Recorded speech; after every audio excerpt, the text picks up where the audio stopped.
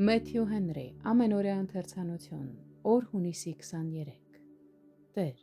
ականջ դիր իմ խոսքերին և միտքդ առ իմ աղաղակը, Սաղմոս 5-րդ գլուխ առաջին խոսք։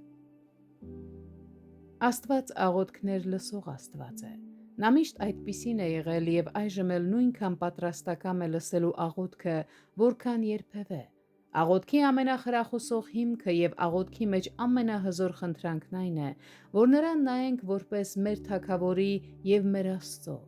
Դավիթը աղոթում է մի Աստծո, ով ատում է մեղքը։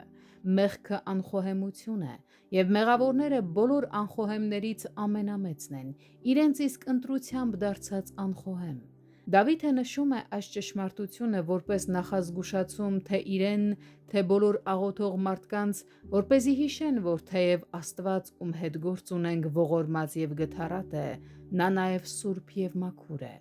Թեև նա պատրաստ է լսելու աղոթքը, եթե մեր սրտում անօրենություն պահենք կամ սիրենք մեղքը, նա չի լսի մեր աղոթքները։ Սա քաջալերանք էր նրա աղոթքների համար ուղղված իր թշնամիների դեմ, որովհետև նրանք ամբարիշտ մարդիկ էին, հետևաբար նաև Աստծո թշնամիներ, որոնցից Աստված հաճույք չէր ստանում։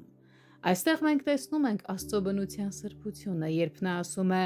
«Որովհետև դու անօրենության հաճություն տվող Աստված չես» Սաղմոս 5-րդ գլուխ 4-րդ խոսք, ի նկատի ունենալով դու այն Աստվածն ես, որ ատում ես մեղքը, որովհետև այն հակառակ է քո անսահման մաքրությանն ու քո կամքի սրբությանը։